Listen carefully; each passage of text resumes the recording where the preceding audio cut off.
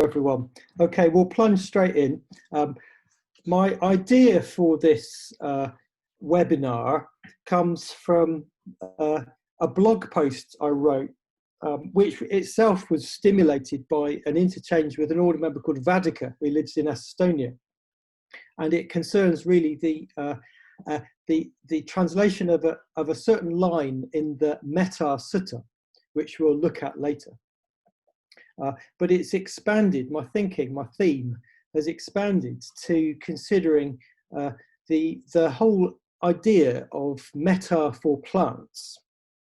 And I have a feeling that what I'm going to say, once I say it, you'll think that was really obvious. That was no surprise. But nevertheless, I think it's not a theme that's often developed deliberately or consciously or brought out. So that's what I'm hoping to do. And I'd appreciate, as we get towards the end, your own ideas about this theme of the cultivation of metta towards plants. Oh yes, and just to add, my partner Maitri Devi, she took this theme herself and turned it into a practice session at the chairs event, which perhaps Amaragita heard, and that also encouraged me to think about developing, well, just leading this study session tonight. So we'll start by just revisiting, confirming our kind of background understanding of metta. So to do that, how about we just do like a 5-minute metta bhavana in our Triratna kind of style. I think that will help us to put together our cognitive engagement with an emotional connection, and we can go from there. I intend a bit later to lead another short meditation, so we'll have these 2 short meditations. So let's just sit ourselves in a comfortable posture.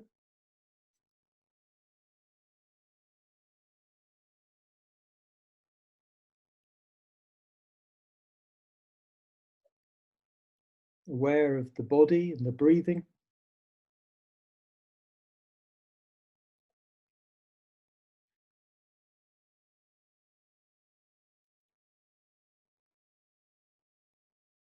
Having an attitude which is open,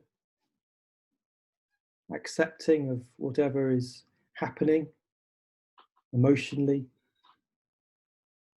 perhaps even in our minds.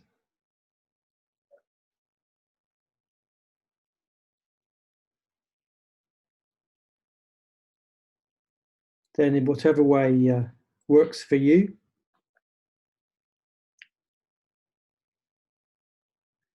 we practice the first stage of the Metta Bhavana, directing an attitude of kindness towards ourselves.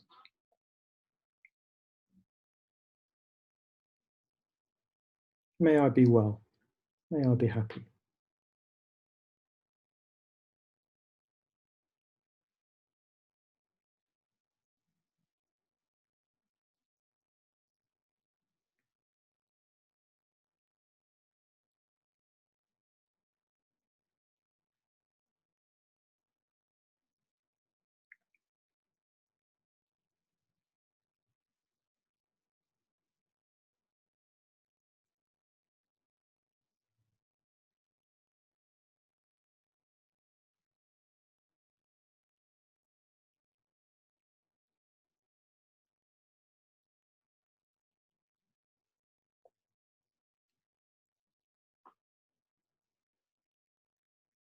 And then leaving aside our own self, we bring to mind a good friend, someone we love. Perhaps there's someone amongst the participants of this webinar that we're friends with.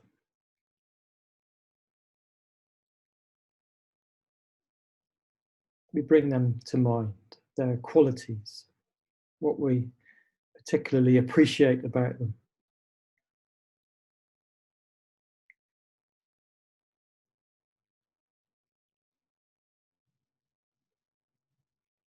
And that heart response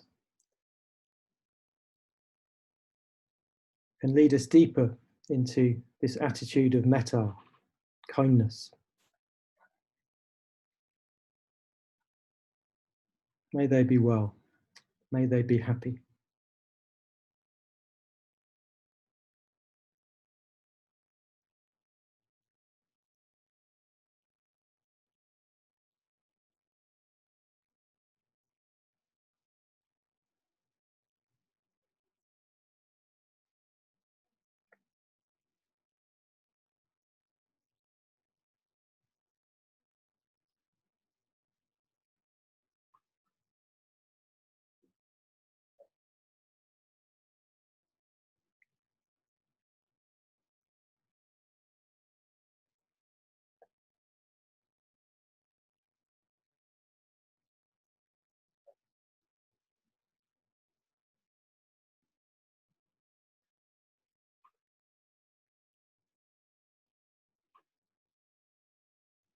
And then we move on to the next stage, bringing to mind the neutral person, someone we don't know, perhaps again, someone from this webinar.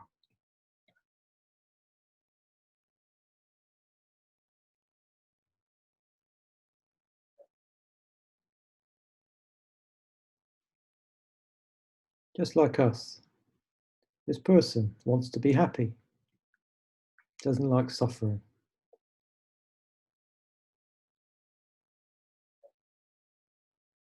So this fellow human being, may they be well, may they be happy.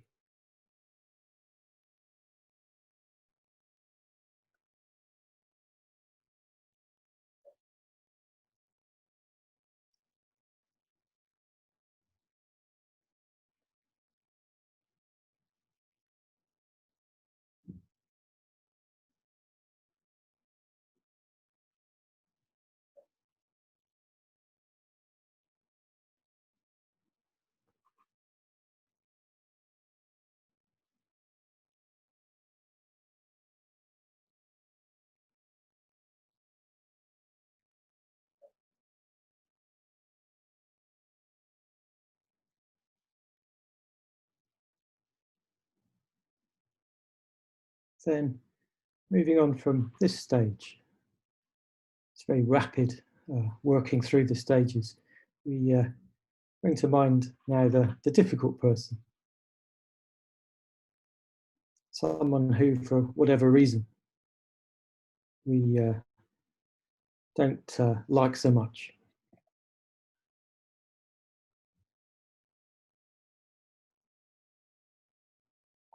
And not trying to change anything or impose anything on that. We just reflect that they too want to be happy, just like us.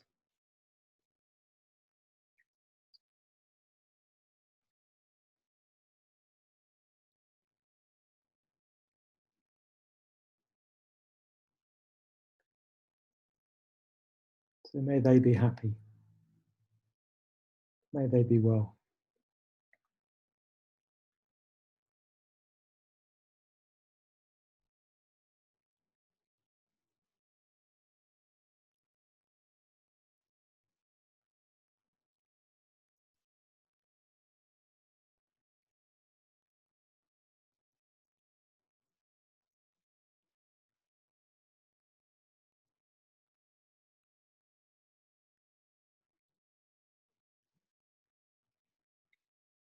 Then in the last stage, we bring these four persons together.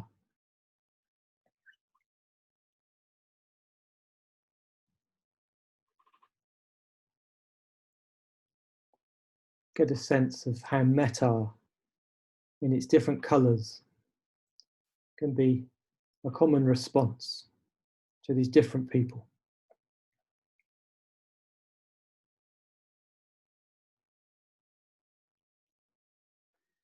Then if it's If metta is present, we could let it overflow these four people. We could extend our metta to everyone on this webinar, all 10 of us.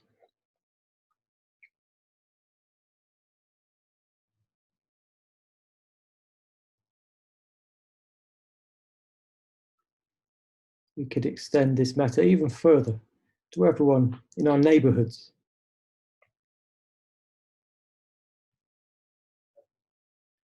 And then on to all living beings.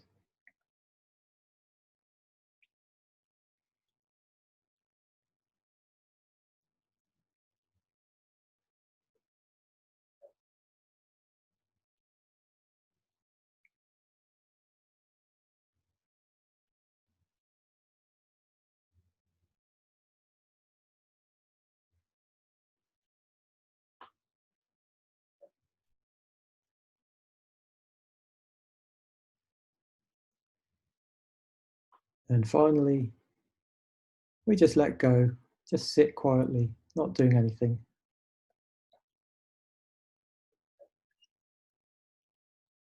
Bringing the practice to a close.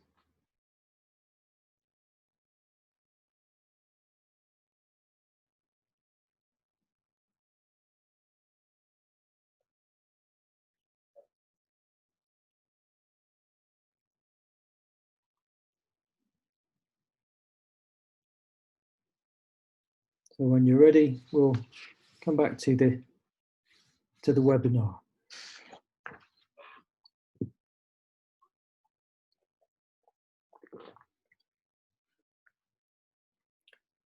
So I don't know if that very short version of the Metta Bhavana worked for you, but I wanted to visit it in that way, just to make sure it's present in our minds, that way of cultivating metta. It's the way that we're used to in Triratna, and that method of cultivating metta is got a long history in Buddhism. It goes back to it's found in the Suddhimagga, a text by Buddhaghosa that comes from the 5th century. So that's 1,000 years after the Buddha, but it was probably already an established way of cultivating metta at that point. So what we're doing is practicing a traditional meditation method. But nevertheless, in the background, the way Metta Bhavana is presented in early Buddhism, in the Buddhist teaching, is not like that, really. I'll show you now a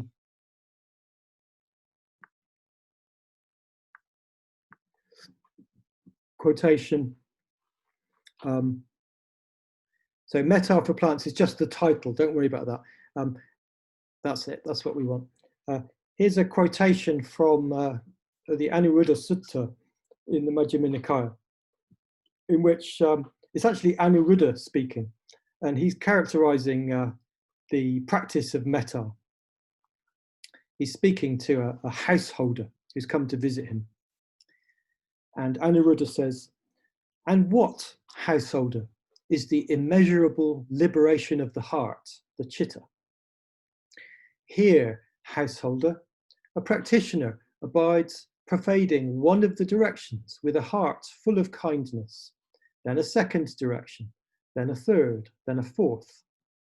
Thus up and down and all around, in all directions, towards all as towards oneself, one abides pervading the entire world with a vast, magnificent, immeasurable heart full of kindness, free from hatred and without ill will."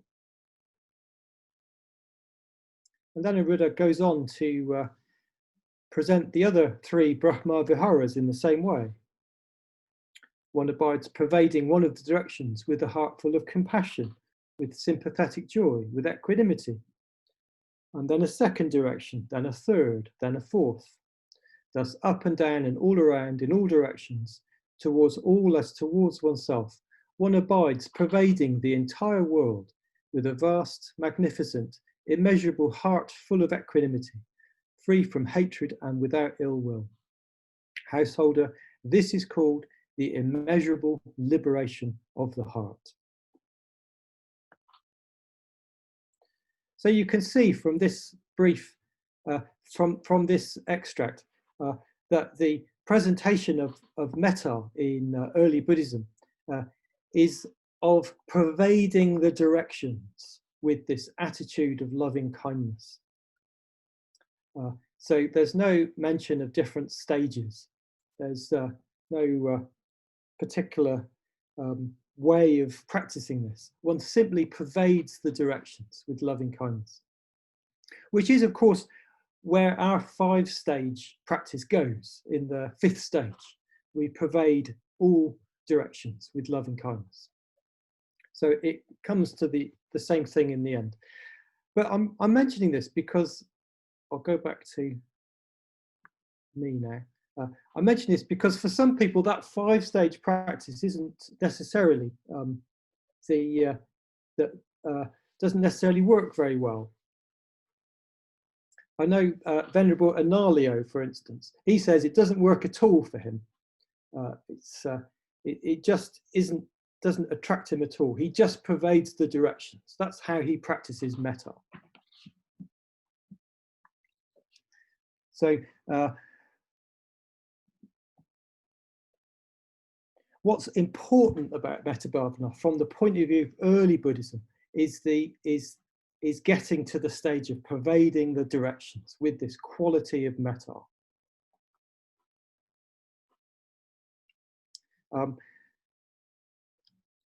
I'm going to go on to look at the Metta Sutta now, but any questions or points that come from that that little discussion of our way of practicing metta bhavana?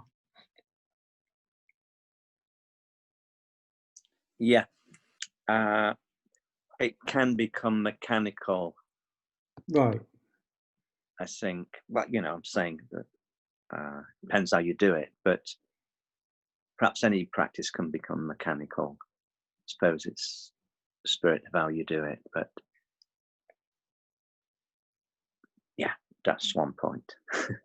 Thanks. Whereas, of course, pervading the directions with a heart of loving kindness is never going to be mechanical. Mm. So what's important is for the practice to be alive. So if the 5 stages get mechanical, it's worth doing something different. Thanks, Dharma Bandhu. Yeah, as with any meditation, I guess we've got to be on the guard all the time, and whether we're just going into mechanical, habits, or whether it's really alive, whether we're really alive with the practice. Yeah. So, am I right to move on to the Metta Sutta? So, okay, sure. This deeply alive kind of practice, yeah, good, which is not at all mechanical and couldn't be a mechanical way of doing it, comes across in the Metta Sutta. So I imagine you're all familiar, at least to some extent, with the Metta Sutta. So I've called it Discourse on Kindness. And in Triratna, I'm not aware of any particular translation which we have as a standard one. So I've given you here my translation, which might be a bit unfamiliar to you, but I'm imagining it'll be generally, you'll recognize what's happening. So I'll read it through, and this is where, and then I'll talk a bit about it. So in this this discourse, basically a whole practice of metta bhavana is described in terms of basic principles. So firstly, we hear an aspiring adept of human well-being committed to the peaceful state should be like this: capable, worthy and principled, well-spoken, gentle, without arrogance. contented enough and bearing life well, having little business and light engagements, with senses at peace and wits about them, neither dominating nor demanding. One should not do even the slightest thing which intelligent people might reprove. And then what follows, what's in italics here, is a sort of meditation that one might hold in mind. One thinks, may they live in safety, may they be well, may all living beings have happiness. Whatever living beings there may be, weak or strong, without exception, whether they are very long or large or middling in size, or short, great or small, whether they are visible or unseen, whether living nearby or far away, whether they are born or not yet come to be, may all living beings have happiness. Let no one deceive another person, nor despise anybody anywhere. And may no one through anger or ill will wish suffering upon another. Just as a mother would protect her own child, her only child, guarding it with her life, so should one cultivate a boundless heart of loving kindness towards all beings, and loving kindness towards the whole world. So should one cultivate a boundless heart above, below, all around, unhindered, without hatred, without hostility. Whether one is standing or moving, sitting or lying down, free from drowsiness, one should sustain this meditation, said to be a divine abiding in the world. Someone who does not hold to fixed views, but is virtuous and perfected in vision, having left behind greed for sense pleasures, will not come to rest again in the womb, which means won't be born again. So this is a very ancient poem or set of verses on the quality of metta. You can see that the first 2.5 stanzas, the section not in italics, sets up the conditions for practicing metta. So one needs to live a life which is spacious and ethical. And that gives the basic conditions for being able to meditate. And then the section in italics gives a kind of a train of thought which one might rehearse, as it were, in order to practice metta. And basically it runs through all the different kinds of living beings that there might be in the whole world. It's quite striking that these are living beings who, both ones that are born and are not yet born. So it extends through, this sense of metta extends through time as well as space. And then the Metta Sutta concludes with these 4 stanzas, more broadly characterizing the quality of metta. It's a protective kind of response to living beings, like that of a mother. It's all pervading towards the whole world. And it's a quality which isn't just there in meditation, sitting meditation, but which one can sustain through all postures and activities. And finally, it turns out to be a quality which is tantamount to awakening. It's not simply preparation for something else like insight. It itself is the key to the goal of life.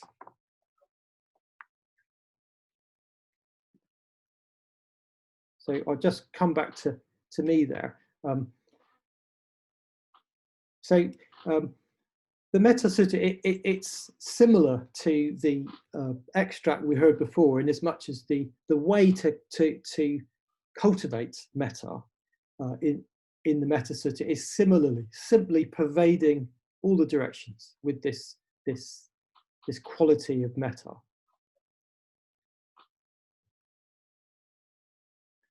Now, this theme of metta for plants comes from considering a single line in this Metta Sutta. So we'll go back to it now.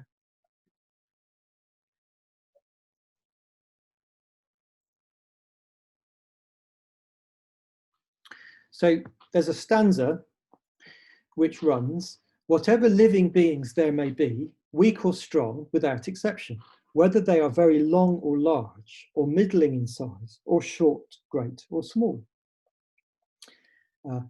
In Pali, ye kechi pana bhutati tasawatawarawa anuwase sa digawa ye mahantawa majjhima rasika anukatula. So there's a line, tasawatawarawa anuwase sa, which always gets translated weak or strong without exception. But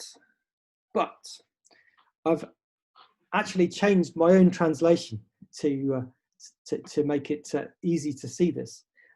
What I want to explain is how this line, tasawatawarawa anuwase sa, may be translated in quite a different way. So the word tasa means moving things, and tavara means still things, things that aren't moving. They're not going anywhere. So really, we should perhaps translate this line, moving or still without exception. But that wouldn't really mean much in English. So according to the commentary on the Metta Sutta, and this is the Theravadin commentary, the traditional commentary written sometime after the Buddha's time, this phrase tasavatavara should be understood like this. In this way, with the expression, whatever living beings there are, having shown all living beings collectively, classified into pairs and triads. Now, with the expression, whether frail or firm, this is another way of saying weak or strong, without omission, he, i.e. the Buddha, shows all these classified by way of this pair. Here, the weak are those that tremble or thirst, and this is a designation for those with craving and with fear. And the strong are those that stand firm. This is a designation for arahants, who have abandoned craving and fear. So our translation, weak or strong or frail or firm, comes from the commentary, which wants to say that moving beings are weak because they tremble. It's a sort of word play on this word tassa, which can mean tremble as well as be thirsty. So the commentary says, these are people these are living beings that have craving, that aren't awakened. Whereas tavara are beings that stand firm, who've abandoned craving and fear, and therefore who are arahants. So there's the underneath that quote is the explanation of the commentary. Tassa means moving because of craving, which is the word tanha, also from the verb tas, and tavara means still because of being an arahant.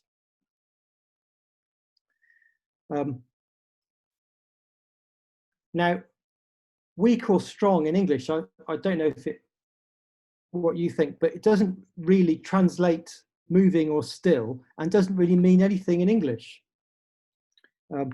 So, in fact, in the Pali language, like in Sanskrit, tasawatavara, moving and still, really means animals and plants. So now we should rather, in the verse from the Discourse on Kindness, we should say, whatever living beings there may be, animals or plants without exception, whether they are very long or large, or middling in size, or short, great or small. And it turns out that the reason the Buddhist tradition didn't like translating this line as animals and plants is because they didn't believe plants were sentient. They didn't have minds. So let's have a think about that for a minute. I'll just maybe close that. Bhikkhu Bodhi, in his translation of the Metta Sutta, makes the point that this line can't refer to plants, because that Metta Bhavana is not concerned with insentient creatures. It's only directed towards beings with minds.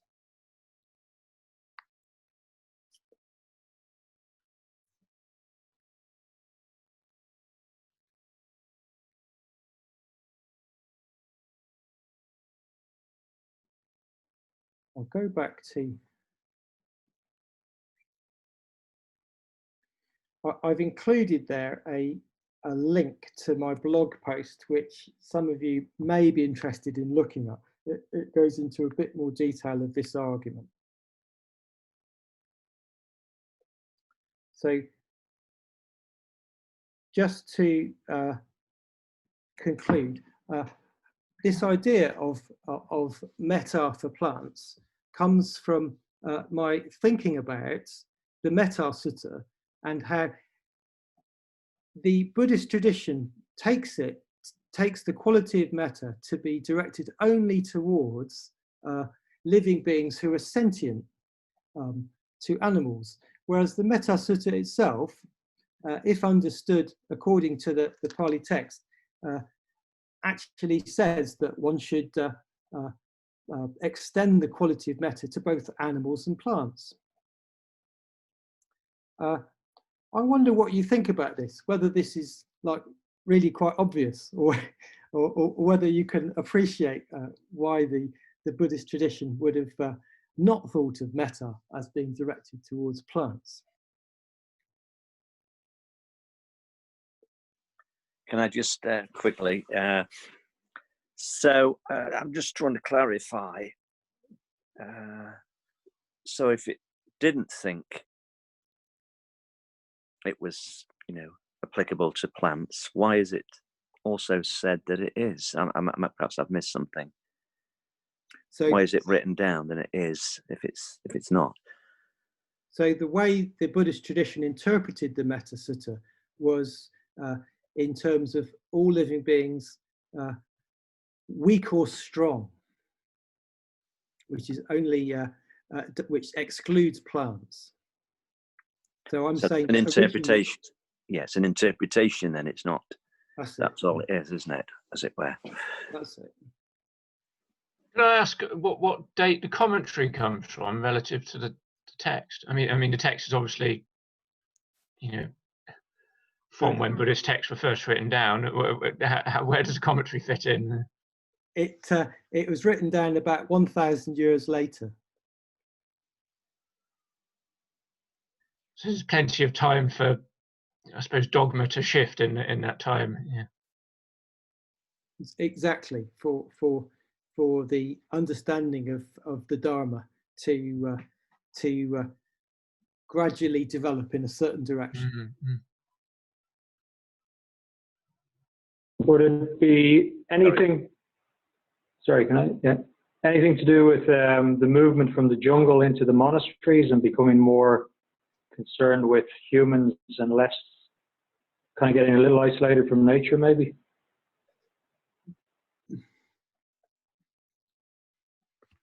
It's this might be part of the.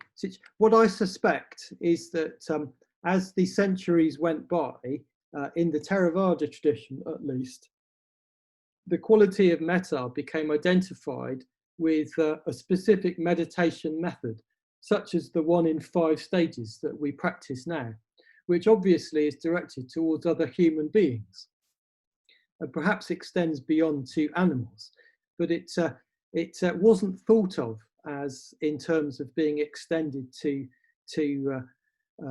plants, living beings in non-animal sense.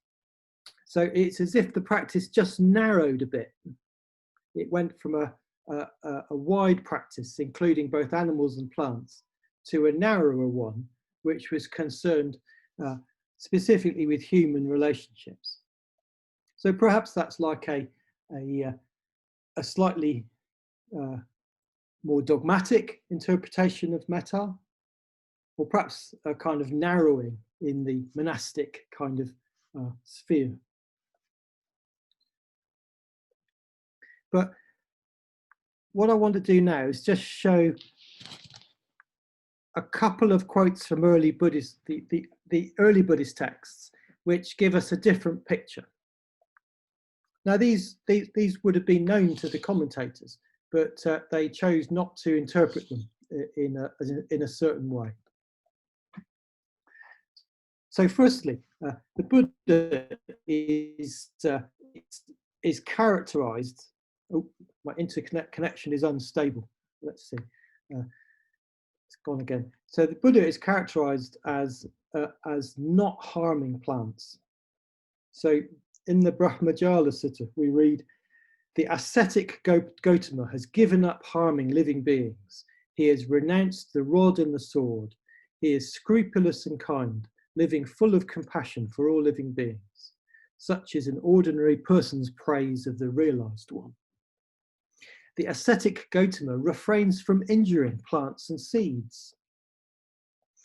And there are some ascetics and Brahmins who, while enjoying food given in faith, still engage in injuring plants and seeds. These include plants propagated from roots, stems, cuttings or joints, and those from regular seeds as the fifth. The ascetic Gautama refrains from such injury to plants and seeds. Such is an ordinary person's praise of the realized one. So it turns out that the Buddha is renowned, or at least prides himself, or the early Buddhists think of the Buddha as definitely refraining from harming plants. So this already gives us a sense of a different picture. We never actually hear of the Buddha saying that mettā should definitely be extended to plants, but we can kind of infer that that's what's meant. I want to share a really nice little story here, which gets across how differently people in the Buddha's time might have thought about plants compared to these days. Although for some of you, this might be quite normal, but it probably isn't for me. So this is actually a quotation, a story from the Vinaya, the monastic discipline, and it concerns tree deities. A certain bhikkhu was chopping down a tree. The deity living in the tree said to the bhikkhu, "Venerable sir, do not chop down my home to build a home for yourself." The bhikkhu, disregarding her, kept right on chopping and injured the arm of the Devata's child. So this deity or Devata obviously has a family in this tree. The Devata thought, what if I were to kill this bhikkhu right here? Then another thought occurred to her, but no, that wouldn't be proper. What if I were to tell the Blessed One, which is the Buddha, of what has happened? So she went to the Blessed One and told him what had happened. And the Blessed One says to her, "Very good, Devata, very good. It's very good that you didn't kill the bhikkhu. If you had killed him today, you would have produced much demerit for yourself. Now go, Devata. Over there is a vacant tree. Go into that." And then Tanisaro puts in a comment here, that the commentary adds here that the tree, being in Jetta's Grove, was a definite move up for the Devata. She had a front row seat for overhearing the Buddha's teachings well into the night. And unlike other lesser devas, she wasn't pushed out to the far reaches of the galaxy when large groups of major devas met with the Buddha, and when the four great kings came to attend to the Buddha. And they always made a point of visiting her before leaving. And so the point of this story is that the Buddha made a rule about not damaging plants. And it's an interesting one to think about, because it turns out that it's not exactly a problem for bhikkhus to chop down trees, but it is a problem for them to make tree deities homeless. So it shows the kind of how the early Buddhists thought about their relationship with plants. They recognized that in a way harming plants in itself wasn't necessarily a terrible thing to do compared to harming animals or humans, and yet it was problematic in a certain way if it was done perhaps without thinking about the consequences, or how the tree deities that live in that tree might feel about it.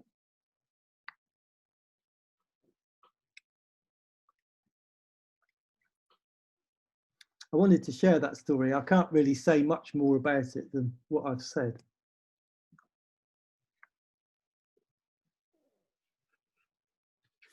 Can I make a comment, Dhivan? Please do, yeah. Do you know that or a practice reminiscent of what we were looking at there is active now in some parts of Ireland? The sense that the fairies live in the hawthorn, so a farmer would avoid going near, damaging, cutting down a hawthorn if it were in his field. You'd often see hawthorns out in the middle of a field, and the farmer would regard it as bad luck to go anywhere near the field, anywhere near the hawthorn. Thank you. So actually, the attitude of the early Buddhists in relating to tree deities is actually related to beliefs in other traditional cultures, like in Ireland.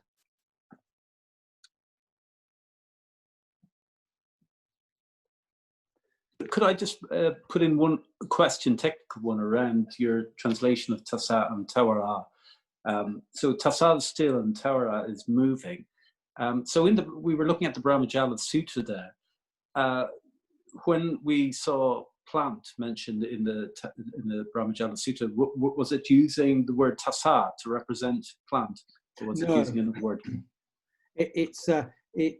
That's a different word for plant. Bhutagama. The Metta Sutta uses a metaphor. So tassa, moving, and tavara, still, are metaphors which we can understand as animals and plants. And is that correspondence, that metaphorical correspondence, found elsewhere within the Pali Canon?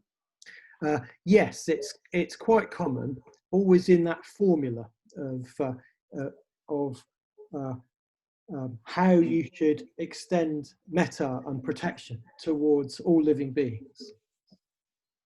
And but in the Jain tradition, so you might have heard of Jainism, or Jainism it's often pronounced as, which originated at the same time as early Buddhism, they've maintained a strict understanding of the need to not harm plants. So this phrase, tasawa tawara, crops up a lot in Jain teachings, and Jain monastics are very careful not to harm plants, because they regard harming plants as harming simple living beings, and to do that is bad karma. So in the, sorry, Dajeti, yeah. I just wanted to make the comment that it struck me that the thing in the commentary where it's trying to say that it means weak or strong just seems really contrived. and just, yeah, it's not hard to think that's just that's just wrong. It seems like a struggle to get to that. It's really contrived. That's right. That's why it surprises me in a way that nobody else has ever made this point that I'm making, that narrowing metta down to human beings by a very contrived translation of a phrase that definitely means animals and plants should be something we could look at. Thank you. Yeah. So I've got one little, I'll just share this quote from, on my blog, I summed up, which in a way that I think works for me, why the later Buddhists discounted plants as living beings. So this is the reason why the commentary and later Buddhists stopped thinking of plants as living beings. So even in the Buddha's day, plants were regarded by the Buddhists as borderline cases of sentient life. Borderline cases. After all, harming plants was a necessity for obtaining food, without which no ascetic could eat and gain liberation. While wanton destruction of plants, based on an attitude of greed or hatred, was wrong, the careful use of plants for food did not incur any bad karma.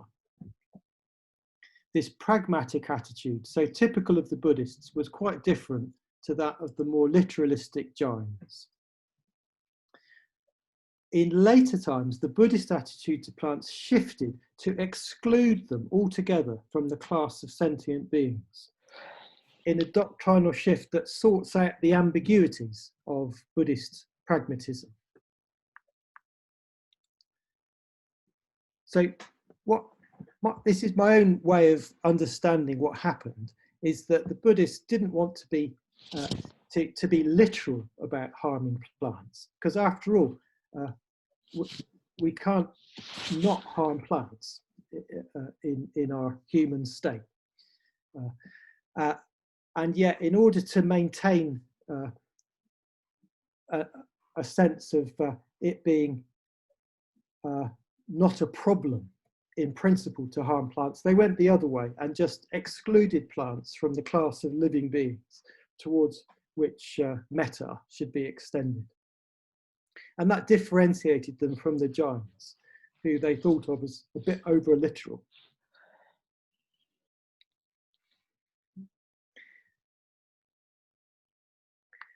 So, but actually, as Dhyajoti put it, it's really contrived, this way of thinking. And the Metta Sutta quite clearly says we should extend metta to plants as well as animals.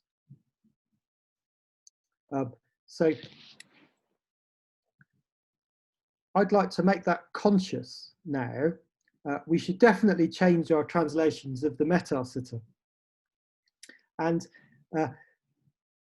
the reason for this is that in our modern worldview, we're in a very different kind of situation where human beings are rather separated from nature.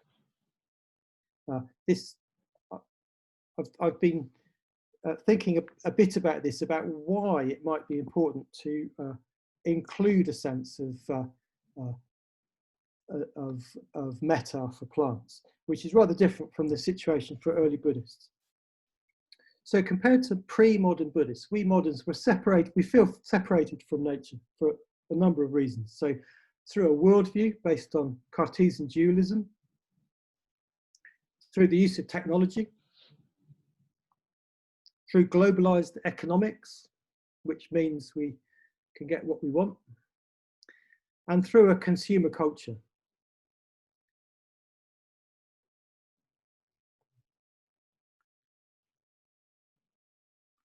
So my thought there goes that bringing in a contemplation of metta as extending to plants, to animals, to plants as well as animals, could be a way for human beings, modern Buddhists, to bring to mind all living beings when we practice this metta, loving kindness. So in a way, it's not that living beings are limited by plants and animals.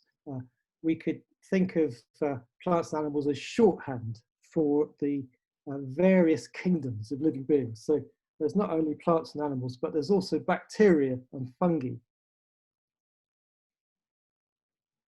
And perhaps there's other living beings we don't even know about. So perhaps we could take plants and animals to count to be shorthand for all the classes of living beings.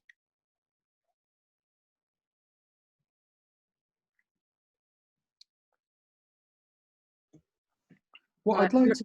Amragita has a question, if Yep. you've got time.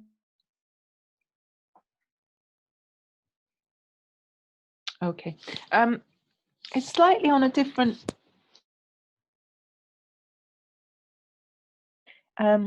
it's sort of about this idea of extending metta to plants, animals, humans, as opposed to, because it feels like in the Karaniya Metta Sutta, it feels like a description rather than a prescription, like a description of when, you know, things have got out of the way. This is a natural state of connection and a sense of wishing not to harm beings. It just feels like a very natural state, and then people see the benefit of that state and then want to encourage other people who may not feel like that, so then they develop a practice to try to get people to a place where that's actually, maybe without any practice, you can actually experience that state of interconnection, and that's that feeling of you know, everything, the bacteria, the fungi, everything just being in this loving environment that you wouldn't want to harm. So I'm kind of curious about this sort of way where something that is an experience then gets turned into a practice of trying to bring people into that experience. Yeah, I don't quite know. I just find that kind of slightly problematic somehow.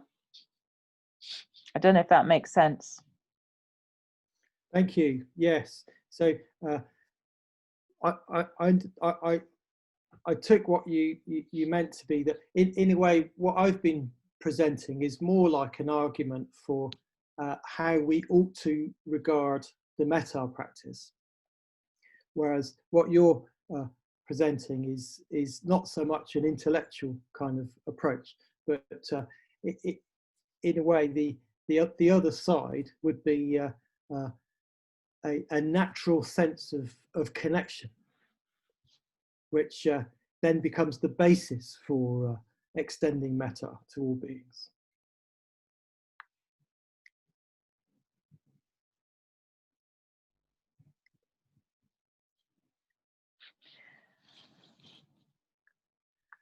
Actually, maybe that's doesn't quite fit, but I've got an idea which might kind of I'd be interested how this how it works. I'd quite like to lead us in another short meditation now, which takes a very different approach to thinking about metta, perhaps closer to what Amragita was suggesting then. Can I just say one thing before we do that? Yeah. It's just that the idea that we are beings apart from everybody else is kind of as a persistent illusion, and one that we know now is not true. So not even just externally in the way that all insects and animals kind of support our life, but we are a community of bacteria. Like that's most of what makes up our cells. And if we don't pay attention to that, then we end up suffering physically and mentally. So yeah, there is no separation. Thank you. So it's not as though there's a, maybe this ties up with what Amaragita said. In a way, what you've just said, Lotus, is more about correcting a wrong view about what it is to be a living being, which is the basis on which we'd attempt to cultivate a quality like metta. So, if we had the right view that we're a community of bacteria, then metta would be a very different kind of meditation.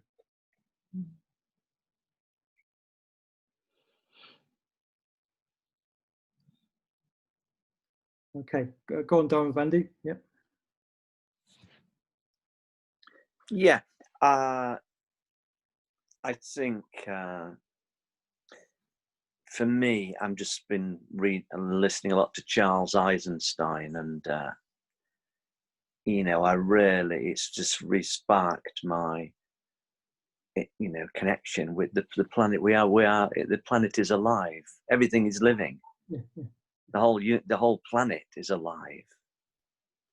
It's, including the rocks, but it's, it just makes me more connected to the earth and to everything, really.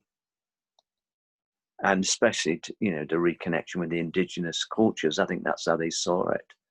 It's living. Everything is living, and that's why there was, and probably in the Buddha's time as well, he was an indigenous man, wasn't he? The early Buddhists were and yeah, just that one, the planet is living. Everything is living. Thank you. The ecosystem is alive. Great, thanks. Yeah, and Mark, you were going to say something. Yeah, I mean, it kind of links to what Lotus and Dharma Bandhu have just said, that what came to mind seeing your, the little list of bacteria, fungi, animals, and plants is, biological categories that, they kind of break down, in many cases, very useful. And then I was thinking about how, language sort of chops things up into neat categories, and it seems as though that the interpretations of the Dharma have kind of chopped things up over time, so that we extend metta to people, but maybe not plants. I don't know where animals come into it. And yeah, it's just a question, reflection. It's like how that kind of chopping things up affects our own notion of our minds and like awareness and consciousness. Yeah, it's all, it's kind of a fiction created by language in a way. It's a useful one. And does it bring a kind of subtle idea of what our mind is with it? Yeah, that's just what was going through my mind. Thank you. Yes, I guess all these comments are in the area of how if we live or even practice metta as a sort of separate human being, then the consequences follow from that view, as it were. We might, practice metta successfully, but deeper down, a lot of us are rethinking our view of what it is to be a human being on this planet. In fact, partly in response to the problems facing the ecosystem at the moment. So what I'd like to do now is just run through another short meditation to see how that affects our sense of what metta bhavana might be. Is that okay? It's one that it's just an idea that for one way to contemplate metta for plants. So once again, let's just relax and have a sense of the living body.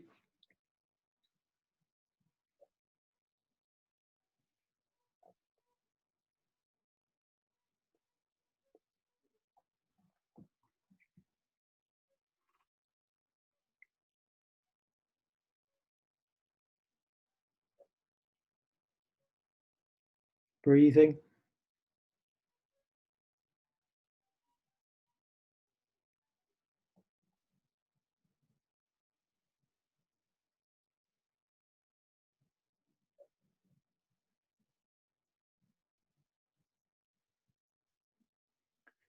Aware of the physical sensations in the body.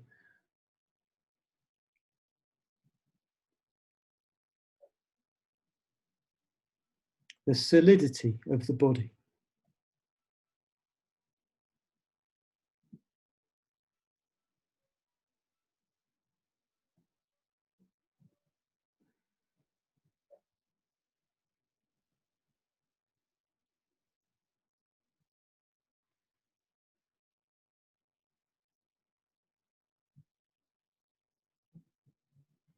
Taking our attention to the earth element, the quality of solidity in the body.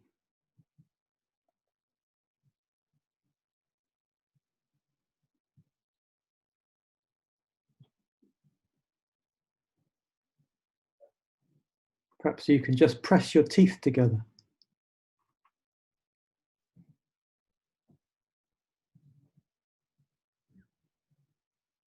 They're definitely solid. In this body, there's teeth and hair and bones, muscles and skin.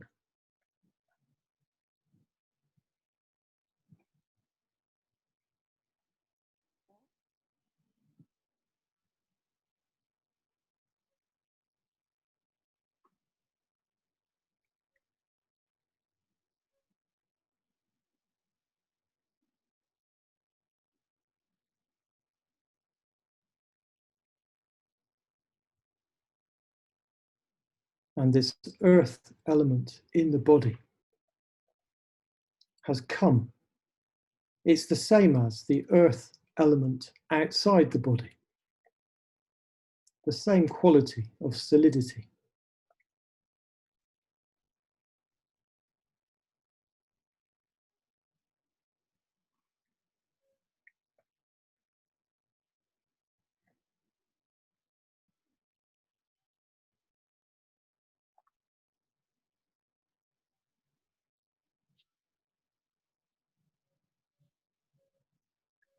So this earth element in the body has come from eating plants.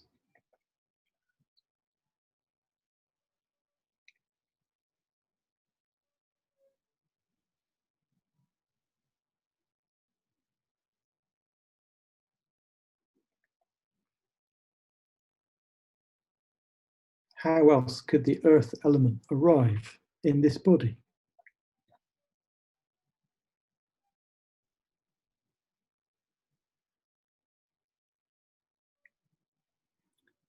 Even people who eat meat, that meat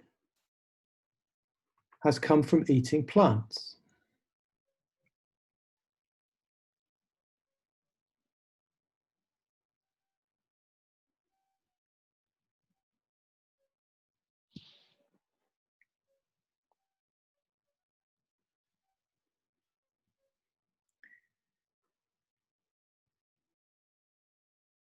We are made of plants.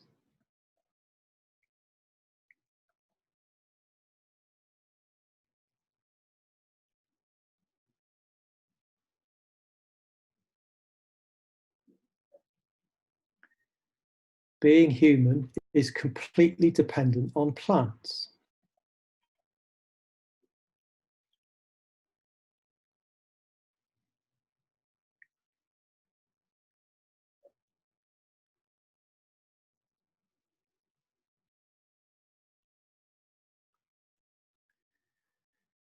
Who is it meditating?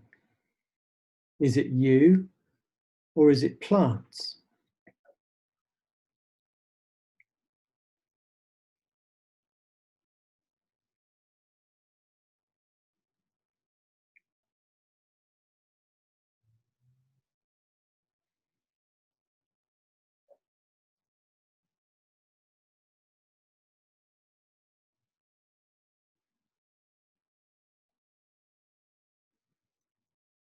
So the Buddha's body was also made of plants.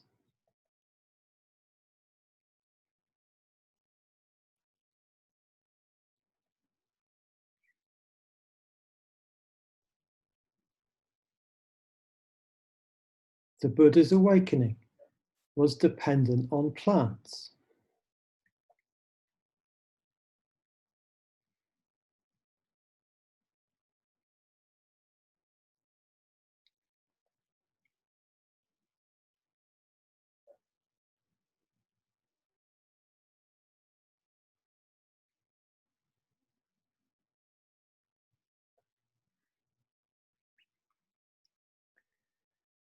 All of the oxygen in the Earth's atmosphere is a byproduct of photosynthesis.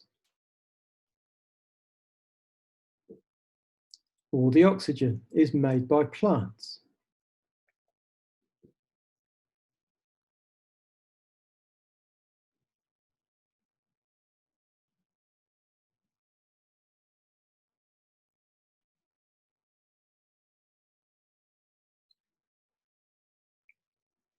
Human beings and animals completely depend on plants.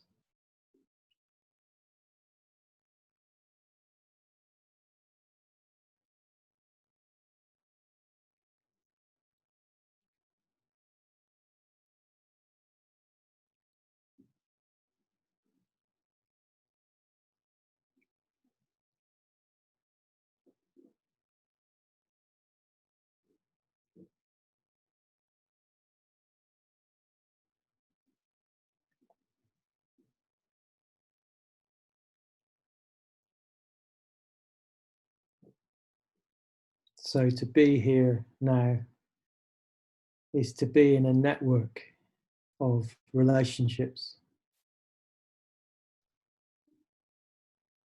with other living beings, with plants.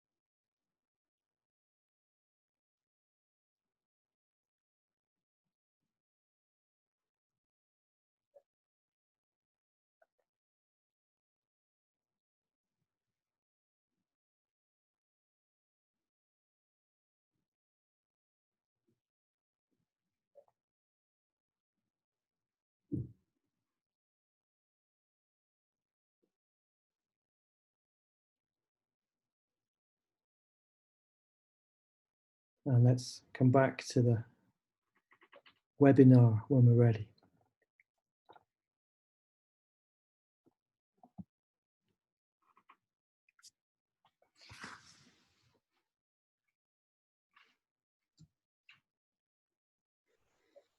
So, Dhivan, just to say now we've got 10 minutes left of our allotted time. So I don't know how you want to close out, whether you want final thoughts from anybody, or if anybody who hasn't spoken already would maybe like to say something, or raise your hand if you'd like to say something, and we'll kind of manage that and try and bring us to a close roughly on time, you know. Exactly. Thanks very much, Lotus. So I'll just maybe sum up where I've gone in this session, and then ask for your thoughts. So I've wanted to draw our attention to how the Metta Sutta invites us to consider all living beings, animals, plants as well as animals, without exception, and to develop a quality of metta towards them.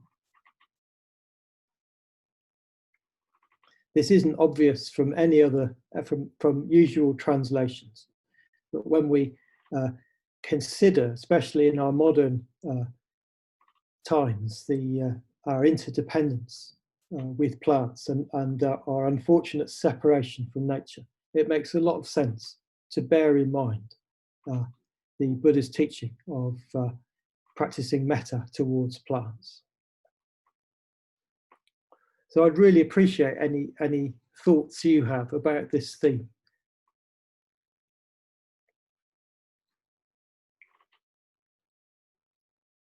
Mark, yeah. And what keeps on going through my mind is that there's kind of very practical implications of, you know, how one thinks of plants and regards plants. So, you know, in particular, we have cut down 17 ash trees in the Buddha-filled woodlands at Bowerwood. We did it because they were diseased, and you know, there's questions of if they might fall on people, but you know, it's quite unlikely they would have fallen on people.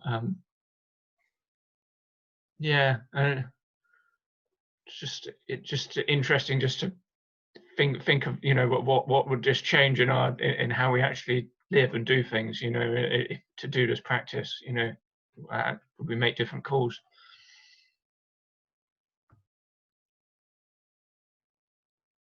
Thanks.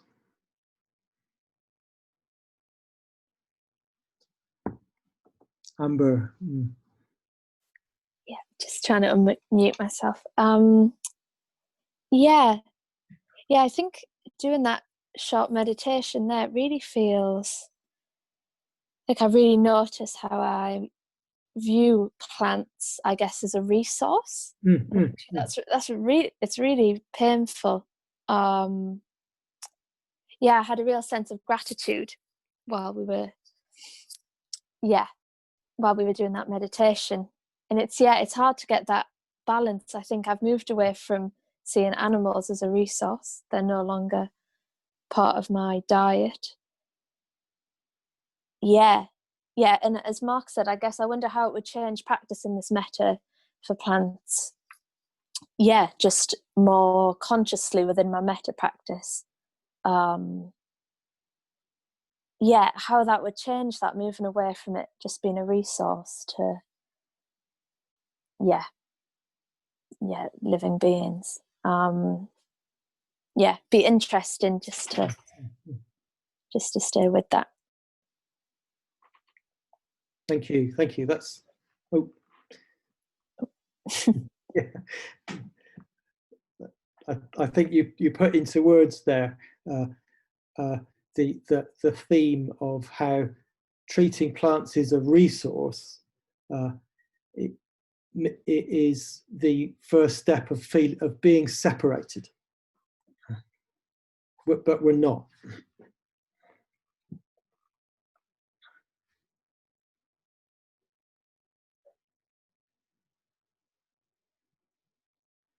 I think Dharma Bandhu had his hand up just before Dharma Raja. Okay, yeah, and what it does, where it's speaking to me, is it's just bringing out, you know, the need for much more sensitivity and seeing the sacredness of life, really, and you know, to slow down and just to, I don't know, the sacredness of all life, really. Thank you. And Dharma Raja. Really interested in this. It's great. I wondered, have you heard, you know, Aya Kema used to stop her pupils from picking flowers and decorating the shrine because she saw them as living beings. But this, and she's in the Theravadan tradition. So, but also I was just wondering if did later traditions like the Mahayana or Vajrayana, did they continue this kind of separation, or was there a kind of did they come back around? Is there any mention of this in the later tradition? the Mahayana around flowers or plants? Yeah, I don't know, Dana Roger. It's one of those. It'd be quite difficult to research. It's such a big topic. But Right. just to add to what you said about Ayakema, I've noticed that Sharon Salzberg, who teaches in the broadly Theravada tradition, draws attention to the importance of how the difference it can make to look after pot plants for old people living on their own or in a care home. Just having a living being that needs your care has a big effect on people's minds. And Ajahn Brahm similarly recommends bringing to mind, looking after a pot plant as a way into the metta practice for certain people. So we're not saying at all that modern Theravada meditation teachers lack an understanding of metta towards plants. Yeah.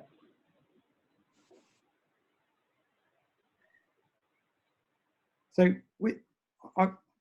I'd like to drop in a question for us to take away, which is how could we incorporate into our metta practice a kind of mindfulness of plants and a sense of how our loving attention to life can include the plants with which we're interdependent and which we're made of. Does that mean, can we build that into our 5-stage practice, or would it be a very different thing? Perhaps a bit of both, but that's a question I'd like to leave us with.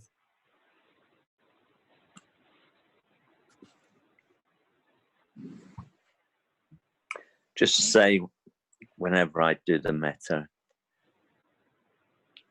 or teach the metta, I always talk about nature, plants, the rocks, the mountains. I have done for a long time, I think we all do, but anyway, I always include all of life everywhere. But this is more specific, and I think it's really good. I think it's great. Very important, especially what's going on from nature, yeah.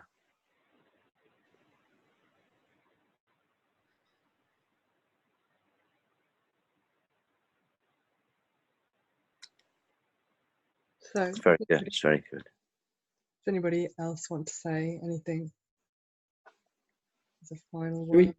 Should we invite Gemma to speak if she'd like to?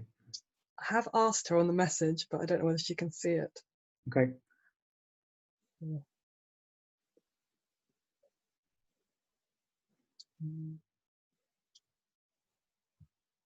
So, Gemma, if you go to the bottom of your screen, there's a chat box. And if you don't want to say anything, you don't have to. You can chat. Hi. Sorry, I got cut off in when Amber was talking, so I missed a few comments. But yeah, it's very interesting. I kind of like what you said, Lotus, about all the bacteria and everything, and that's how I'd feel. I'd be thinking when I'm thinking about other people in the metta, that I'd be thinking that they, they had all these living things in them as well, like we all have. I find that quite interesting. Brilliant, thanks. And could I just say one other thing? Just to, we've been told, scientists are telling us that we've got more than one brain. The whole body is a nervous system, isn't it? Yeah. The whole body is alive. The skin is alive. The skin's got a brain. There's more than, the whole body is a brain, if you like, or alive with, it's not just a head.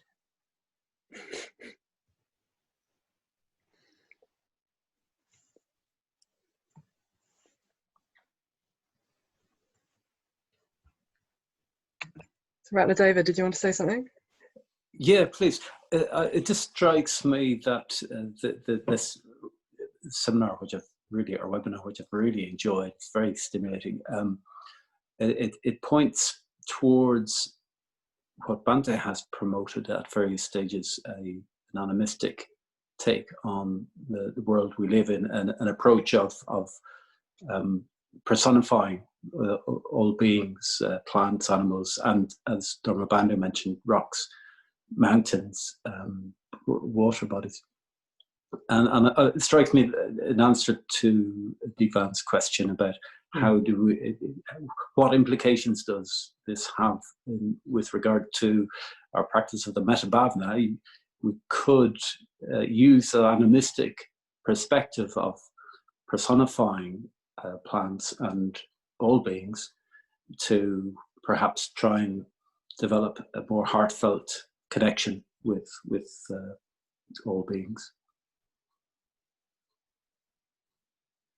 Thanks, right, David. And that brings to mind the common experience of the devatas that live in trees in the Buddha's time. It might be interesting to practice metta towards trees and pass on good wishes to the devatas. So see what happens.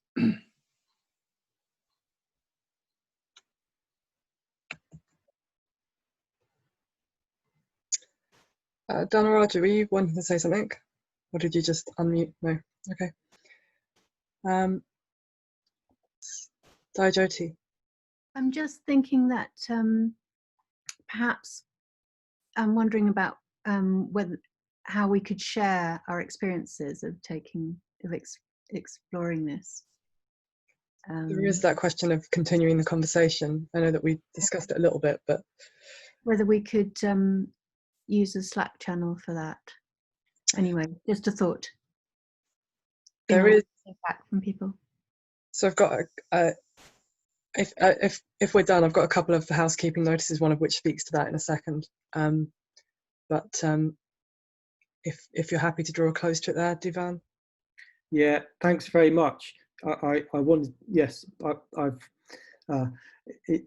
very much enjoyed just exploring this topic. It's kind of simple and yet has large ramifications. So thanks very much for putting up with Pali translation issues and the whole fate of the planet all in one seminar. So thanks.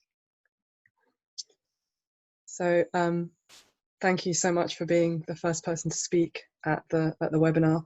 The Who is Meditating, You or the Plants is going to stay with me for quite a long time. And thank you everyone for attending the first one. And feedback is completely welcome and in fact invited on this experience. And so if you want to email me afterwards with anything at lotusbuddhafield@gmail.com. The Buddhafield webinar one doesn't seem to be working that well, so stick with lotusbuddhafield@gmail.com. And that you can send over anyone else you think would be interested in the webinar, so I can add anybody to the list. You can send any suggestions for continuing the conversation. And I will share on Slack.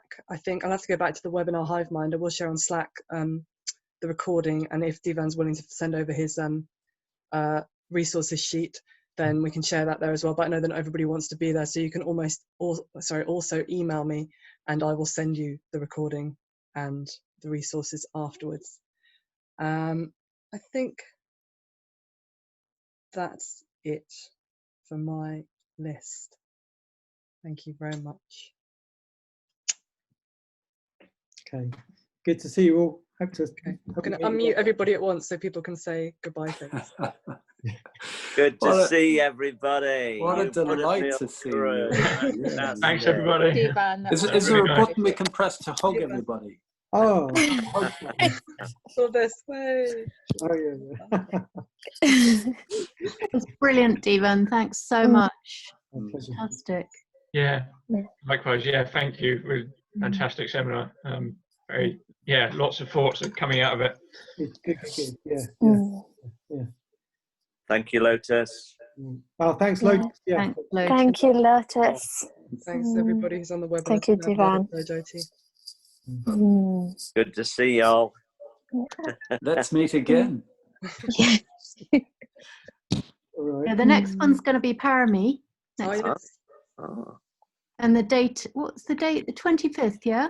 I think it's, I will send out the details in the next week. It should be the 25th and it should be Parami. And yeah, but look in your inboxes, or we're going to try and send it in a slightly different way so people can interact with the newsletter a little bit differently. You know, the notification about the webinar. Yeah, watch this space. Right, I'm going to go. Okay. Thank you. I'm going to press the button, everybody, so everybody's going to go. Bye. Bye.